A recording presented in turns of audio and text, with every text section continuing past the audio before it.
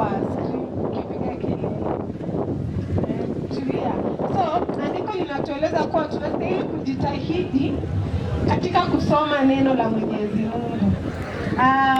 Tunaambiwa study to show the self-approved of God. Kuwa tunapojifunza, tunyamaze tafadhali. Tunaambiwa kuwa tuweze kuwa diligent, study to show yourself approved of God.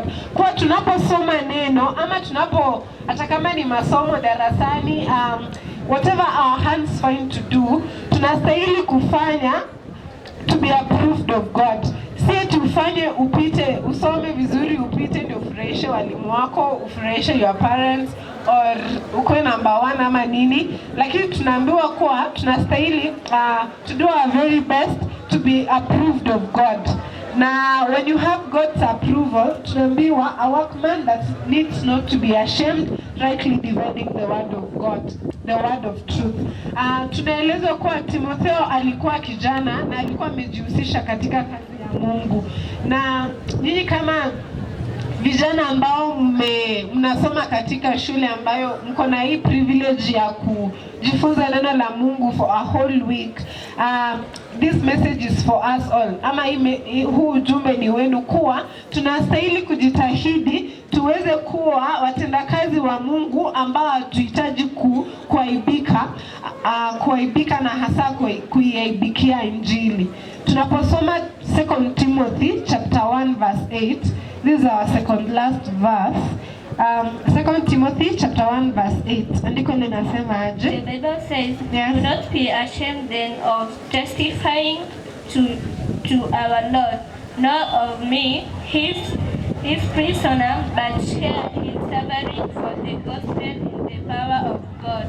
Yeah, andiko linasema, be not ashamed of the testimony of our Lord, nor of me, his prisoner, but be thou partaker of the afflictions of the gospel according to the power of God. So, andiko hili tunaelezwa kuwa hatustahili kuionea haya Injili ya Mwenyezi Mungu. Kwa we should not be ashamed of the gospel of God. Ni wangapi leo hii wanaweza proudly simama waseme they are children of God? Nyinyi nyote mko sure? Na mbona mna make noise kanisani? Watoto wa Mungu hawapigi kelele in church. So we are told that we should not be ashamed of the work of God. Hatustahili kuionea haya Injili ya Mwenyezi Mungu. And whenever we are called to stand for God in whichever position, hata kama ni kutoibia mtihani, hata kama ni kutopiga kelele, hata kama ni kufanya nini, kutokuwa in relationships ukiwa shule, ama nini ingine, kutokuiba, kutofanya nini ingine, hizo vitu zote.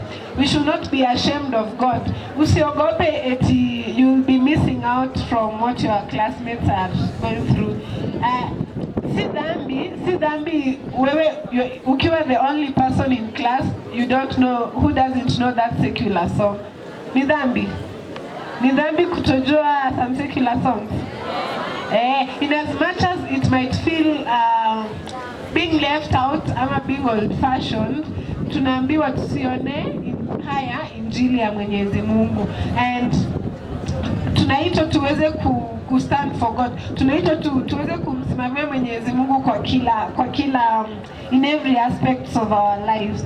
When we read 2 Timothy chapter 1 verse 8 to 18, tutasoma mbio tumalizie hapo. Juu baridi pia imeongezeka. 1 Timothy chapter 1 verse 8.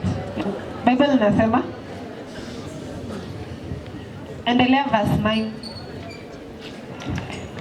The Bible says verse 9, who saved us and called us with a holy calling, not in virtue.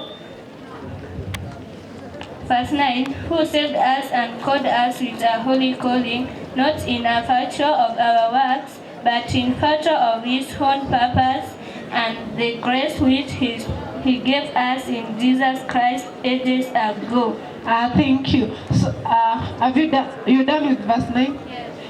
Andiko linatuambia kuwa God has called us with a holy calling, not according to our works, but according to his own purpose and grace, which was given to us in Christ Jesus before the world was begun. Tunaeleza kuwa tumeitwa na wito mkuu na a holy calling, wito mtakatifu. And the calling is to us to be holy. Tuko pamoja? And we're told not of our own works, but according to the grace.